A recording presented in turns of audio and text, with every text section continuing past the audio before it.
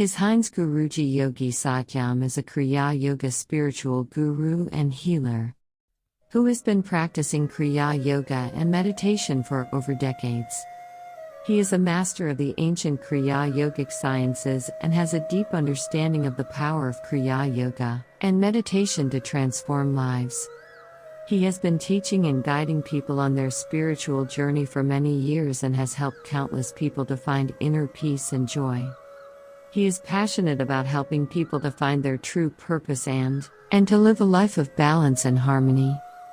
Kriya Yoga Ashram located Prayagraj, Uttar Pradesh State, India.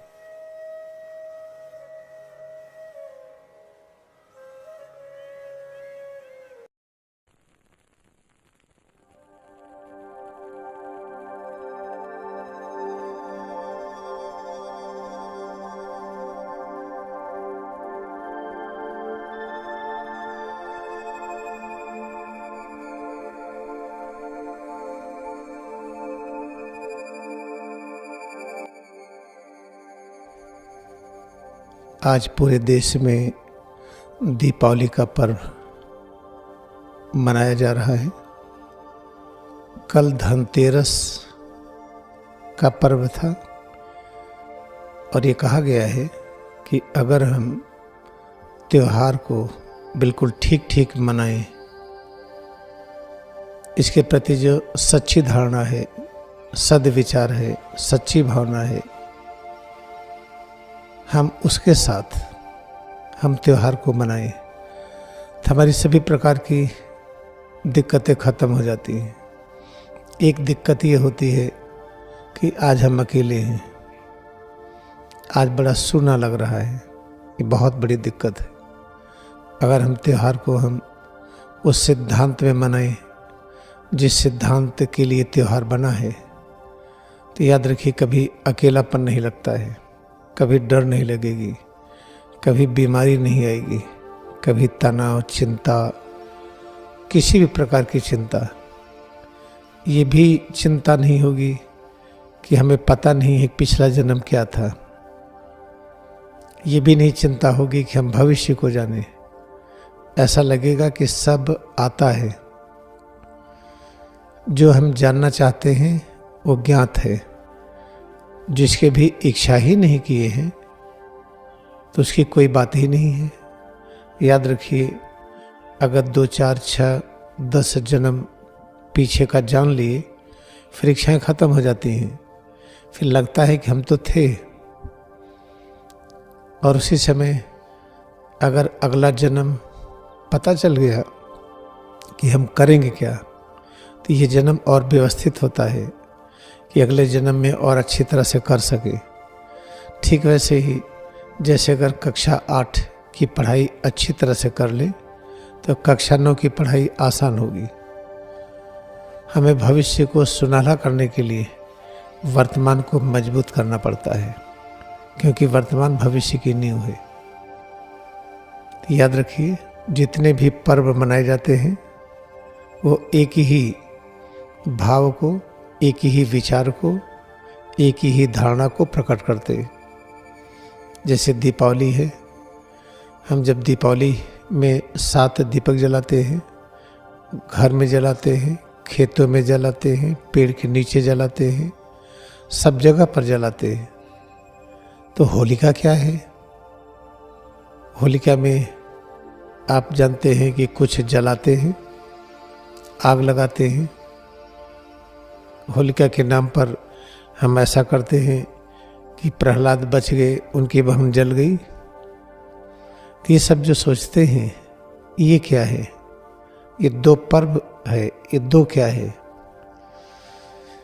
फिर आ गया दशहरा, फिर आ गया और अनेक पर्व, माघ मेला में, फिर 12 वर्ष का कल्पवास, फिर संगम स्नान, त्रिवेणी स्नान, चारों धाम की यात्रा। ये सब अलग अलग क्या है? तो लगता है कि अलग अलग करने में तो हम पूरा जीवन लग जाएगा, तब भी ख़त्म नहीं होगा। ऐसे ही कभी राम का नाम, कभी कृष्ण का, कभी निराकार, कभी साकार, कभी ईसा मसीह, कभी गौतम बुद्ध, कभी महावीर स्वामी, कभी कबीरदास जी, नानक देव जी, ये कितना कितना किया जाए। फिर पता चला कि दुर्गा माँ, फिर काली माँ, सरस्वती, इस तरह से जो तरह तरह की अनेक पद्धतियों आध्यात्मिक क्षेत्र में की जाती हैं, इसका कारण सिर्फ एक है कि हमें एक के बारे में भी पता नहीं है। होलिका क्या है? कुछ सुन लिया, सुन करके जल्दी से निष्कर्ष पर आ गए और होलिका का पर्व चलने लगा। ऐसे दीपावली है, थोड़ा सा सुना, पढ़ा, समझा और दीपावली मनाने लगे। अगर हम एक भी पर्व ठीक से मना लें, सच्ची भावना के साथ, सच्ची धारणा के साथ, सच्चे विचार के साथ, तो पता चलेगा कि जितने भी पर्व हैं सब एक ही को इंगित करते हैं। जैसे अगर हम जान लें कि भाप क्या है तो पानी को जान लेंगे, जान लें कि पानी क्या है तो भाप को जान लेंगे, बर्फ को जान लेंगे। इसी तरह से किसी एक अगर आध्यात्मिक जो परंपरा है, जिसे रिलीजियस फेस्टिवल कहते हैं, अगर उसको समझ लिए तो सब वही है, उसको अलग अलग तरह से कहते हैं। जैसे संस्कृत में है ना, अहम गच्छाम, ऐसा भी कह सकते हैं गच्छामि अहम, दोनों सही है। अहम गच्छाम चाहे तो एक लाइन में लिखें या अहम गच्छाम हम इस तरह से लिखें, ऊपर नीचे दोनों सही है। ऐसे ही एक बात जब समझ में नहीं आती है और बिना ध्यान की गहराई में बैठे समझते हैं, उसी एक बात को हम अलग अलग तरह से जब प्रकट करते हैं तो ढेर सारी चीज़ें बन जाती हैं और लगता है कि सब अलग अलग है। दीपावली अलग है, होली अलग है, नवरात्र व्रत एक ये है, फिर सुंदरकांड का पाठ है, अखंड रामायण है, ये सब न जाने क्या क्या है, इतनी चीज़ें हैं। फिर 12 वर्ष का कल्पवास है, संगम में डुबकी, त्रिवेणी में डुबकी, ये जितनी चीज़ें हैं, ईसा मसीह की पूजा, क्रिसमस डे, ये सब एक ही है, अलग अलग नहीं है। एक समझ लिए तो सब कुछ समझ में आ जाएगा। फिर हाँ, सभी प्रकार के पर्वों की जब व्याख्या करेंगे तो एक ही आएगी, दो नहीं आएगी। जैसे भाप की व्याख्या करिए तो क्या मिलेगा? H2O। पानी की व्याख्या करिए क्या मिलेगा? H2O। बर्फ की व्याख्या करिए H2O। ऐसे जब दीपावली की व्याख्या करेंगे तो क्या मिलेगा? होलिका दहन। होलिका दहन की व्याख्या करेंगे फिर क्या मिलेगा? नवरात्र व्रत। इसकी व्याख्या करेंगे तब क्या मिलेगा? 12 वर्ष का कल्पवास। इसकी व्याख्या करेंगे फिर क्या मिलेगा? Christmas day.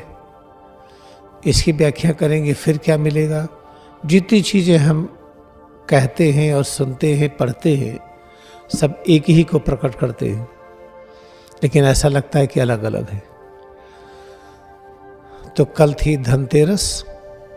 धनतेरस क्या है इसको ध्यान से समझिए। जब हम क्रिया योग ध्यान करते हैं तो अपने स्वरूप के अंदर 14 भुवन दिखाई पड़ते हैं। 14 भुवन को हम 7 पाताल, 7 स्वर्ग कहते हैं। जो 7 स्वर्ग है वह है भूलोक, भूवरलोक, स्वरलोक, महरलोक, जन, तपा और सत्यलोक। ये 7 हुए स्वर्ग। तो जब हम तपोलोक पर पहुंचते हैं तो ये 13वां भुवन हुआ। 7 पाताल है, उसके बाद 8वां भूलोक, पहला स्वर्ग, भूवरलोक, ये दूसरा स्वर्ग, ऐसे करके गिनते चले जाइए। तो जो तपोलोक है इसको 13वां स्वर्ग कहते हैं, 13वां भुवन कहते हैं। जो 7 स्वर्ग है ये 6ठे नंबर का है। तो धन क्या है? सिर से पैर की अंगुली तक इससे कुछ निकल जाता है तो आप क्या कहते हैं कि निधन हो गया। इसके अंदर जो कुछ है, जिसकी वजह से हम बोल रहे हैं, हम देख रहे हैं, हम बैठे हैं अनेक प्रकार के क्रियाकलाप कर रहे हैं मन और बुद्धि से, तरह तरह से। ये उसकी वजह से है जो अंदर में कुछ है, और जब जो कुछ है वो नहीं रहा तो कहते हैं निधन हो गया। तो धनतेरस क्या है? अपने अंदर वो जो कुछ विद्यमान है जिसकी वजह से समस्त क्रियाकलाप है, जब हम 13वें भुवन पर पहुंचते हैं साधना करते करते, अपने अंदर जो 13वां भुवन है जिसको छठा स्वर्ग कहते हैं, जब उसमें एकाग्र हो जाते हैं तब सुनिश्चित हो गया कि धन मिलेगा,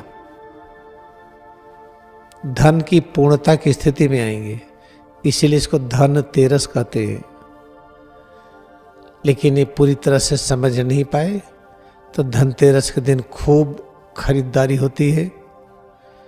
लोग कहते हैं कि जो बहुत भाग्यशाली है सोना खरीदता है, कोई चांदी खरीदता है, जिसके जैसे भाग्य है वैसे धनतेरस में चीज़ों की खरीदारी करता है। ये एकदम गलत है, टोटल गलत है। क्योंकि सच एक है, फेस्टिवल एक है, रिलीजियस फेस्टिवल एक है, दो संभव ही नहीं है। जब एक समझ में नहीं आता, कोई चीज़ कोई बताया और हमें समझ में आया, जो कुछ आया हमने मान लिया कि समझ में आया और समझ में नहीं आया था, फिर हमको बताएंगे तो वही जो रिलीजियस फेस्टिवल है कुछ और तरह से प्रकट होगा। फिर आप बताएंगे तो तीसरी तरह से होगा, वो बताएंगे चौथी तरह से होगा। चूंकि इसमें मनोरंजन जोड़ दिया जाता है इसलिए स्वीकार हो जाता है कि सही है। जैसे प्रसाद है, खाने में अच्छा लगता है, लड्डू है, अब तो रसगुल्ला भी चढ़ता है, गुलाब जामुन भी चढ़ती है। जो गांजा पीते हैं गांजा भी चढ़ाते हैं, धतूरा भी चढ़ाते हैं, शराब भी चढ़ाते हैं। तो इस तरह से देखिए, जो हम ईश्वर के नाम पर करते हैं, जब मन और बुद्धि को अच्छा लगता है तो उसको मान लेते हैं, सही हो या ना हो। तो धनतेरस का अर्थ ये है कि अब हम साधना करते करते 13वें भुवन पर पहुंच गए हैं, जिसे हम छठा स्वर्ग कहते हैं और उसी को तपोलोक कहते हैं। ऐसी स्थिति में अपने अंदर जो धैर्य है अनंत हो जाता है, श्रद्धा अनंत हो जाती है। जब श्रद्धा अनंत हो जाती है, धैर्य अनंत हो जाता है, तो हम किसी की आलोचना इस तरह से नहीं करते हैं कि वो छोटा साबित हो। किसी को छोटा मानते ही नहीं है। पता चलता है ये आदमी जो गलत किया, ये जो गलत काम कर रहे हैं, उसके पीछे कारण क्या है, उनको सच पता नहीं है। कोई आदमी मैथ लगाए, गलती हो गई, तो ऐसा नहीं कहेंगे कि उसके भाग्य गलत है। उसको मैथ सिखाइए, ठीक से लगाने लगेगा। तो जब श्रद्धावान हो जाते हैं तो हम किसी की निंदा नहीं करते हैं और सबको जानते हैं, उसी के अनुरूप काम करते हैं। तो धनतेरस साधना करते करते अपने अंदर एकाग्रता बढ़ाते बढ़ाते जब हम 13वें भुवन पर पहुंचते हैं, जिसको छठा स्वर्ग कहते हैं, तो सुनिश्चित हो जाता है कि जिस धन को खोज रहे थे वो मिलेगा। फिर अगले क्षण जिसको 14वां भुवन कहते हैं, दीपमालिका है, मिल गया। दीपमालिका में देखिए 7 दीपक जलाते हैं। दीपमालिका में 7 दीपक जलाते हैं। जब 14वें भुवन में पहुंचते हैं तो पता चला सिर और रीढ़ में 7 ज्ञान के केंद्र हैं। सहस्रार 1, आज्ञा चक्र 2, विशुद्धि, सीना के पीछे अनहद, पेट के पीछे मणिपुर, नीचे स्वाधिष्ठान और मूलाधार। ये जो 7 केंद्र हैं ये जगमगा जाते हैं। ये इसके अंदर जो ज्ञान भरा है वो खिल जाता है, इनके अंदर की शक्ति प्रकट हो जाती है। इसी को दीप मालिका कहते हैं। इसको बाइबल में 7 कैंडल्स, 7 चर्चेज, 7 स्टार्स इस तरह से कहा गया है। तो याद रखिए, धीरे धीरे समय आ रहा है कि सब लोग धनतेरस को ठीक से मनाएंगे, दीपावली को ठीक से मनाएंगे। फिर दीपावली में ये जो पटाखा दगाने की बात, तरह तरह की फुलझड़ियाँ, ये जो आतिशबाजी करते, ये क्या है? तो जब हम 14 भुवन की यात्रा अपने अंदर करते हैं तो भ्रूमध्य के सामने तरह तरह का प्रकाश दिखता है। वो जब नहीं दिखता है तो हम बाहर प्रकाश का पर्व मनाते हैं। अपने अंदर जब हम सत्य की खोज करते हैं, 14 भुवन की यात्रा करते हैं, तो तरह तरह की ध्वनि तरंगें सुनाई पड़ती हैं। उसको नहीं सुन पाते हैं तो रिचुअल के रूप में हम पटाखा दगाते हैं, ढोल बजाते हैं, कीर्तन करते हैं। तो जितनी चीज़ें हम बाहर करते हैं, इसका अलौकिक स्वरूप अपने अंतःकरण में विद्यमान है। तो याद रखिएगा, जो बहुत ही महत्वपूर्ण है, इतना महत्वपूर्ण है कि आप पूछे नहीं कि क्रिया योग ध्यान जब हम करेंगे तो रिलीजियस फेस्टिवल, धार्मिक त्यौहार के विषय में ठीक ठीक जानकारी होगी। फिर समाज में सुधार होगा। समाज की जो अव्यवस्था है, शासन, प्रशासन, न्यायपालिका, व्यापार, ये सब ठीक होगा। आने वाला समय उसी तरफ जा रहा है। तो क्रिया योग ध्यान पूरे मनोयोग से करें। आप जितना सामर्थ्य अपने पूरे सामर्थ्य से करें, खुश होकर के करें। क्रिया योग ध्यान ऐसा ध्यान है कि जिसमें गलती हो ही नहीं सकती है। अगर आप खुश होकर के करें, पूरी एकाग्रता से करें, पूरे मनोयोग से करें, तो गलत करना संभव ही नहीं है। गलती तब होती है जब हम लालच में करते हैं कि एक ही दिन में हमें पूरी समाधि लग जाए, ये लालच है।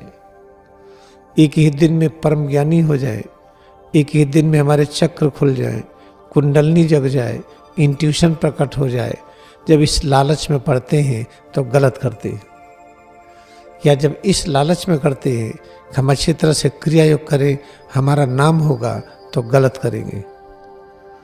जब हम क्रिया योग करते हैं कुछ पाने के लिए कि हम अच्छे नंबर से पास हो जाए, या हमें कोई सुविधा मिल जाए, गाड़ी मिल जाए, मकान मिल जाए, तो याद रखिए फिर सही नहीं करेंगे। जब क्रिया योग को हम क्रिया योग जानने के लिए करते हैं तो इसे बहुत सही करेंगे और सारी इच्छाएं अपने आप पूरी हो जाती हैं। जो भी जीवन में चाहिए सब मिलेगा। आप प्रयोग करके देखिए, एक चाहेंगे 1000 मिलेगा। तो हमें क्रिया योग का अभ्यास क्रिया योग समझने के लिए करें, तो आप देखेंगे क्रिया योग का अभ्यास भी हो जाएगा और सच पता चलेगा कि धनतेरस क्या है, दीपावली क्या है, फिर ये रामलीला क्या है, कृष्ण लीला क्या है, महाभारत क्या था, राम रावण युद्ध क्या था, सब पता चलेगा कि जितनी चीज़ें मनाई जाती हैं सब गलत हैं, तो सही नहीं है। अगर सही होता तो सांच को आँच नहीं, आँच है त्रिविध ताप, शारीरिक बीमारियां, मानसिक चिंता, अज्ञानता। ये 3 ताप होते हैं जिसको दैहिक, दैविक, भौतिक कहते हैं। तो अगर सच हमारे पास है, हम सच जानते हैं, तो त्रिविध ताप होगा ही नहीं। अगर किसी एक के विषय में सच जान जाए कि प्रकाश क्या है, अगर जान जाए तो सभी प्रकार के कष्ट समाप्त। पानी की एक बूंद क्या है, जान जाए सभी कष्ट समाप्त। किसी भी वस्तु के विषय में अगर सच्चा ज्ञान हो जाए, सभी कष्ट समाप्त हो जाते हैं। और पढ़ते रहिए, सच्चा ज्ञान होने वाला नहीं है। लेक्चर सुनते रहिए, होने वाला नहीं। कुछ भी करते रहिए, होने वाला नहीं। जब क्रिया योग ध्यान करेंगे, क्रिया योग जानने के लिए, तो सच्चे की अनुभूति होगी और जन्म जन्मों की इच्छाएं एकदम पूरी हो जाएंगी। तो निष्कर्ष क्या है कि आज के दिन हम लोग बहुत अच्छी तरह अभ्यास करेंगे।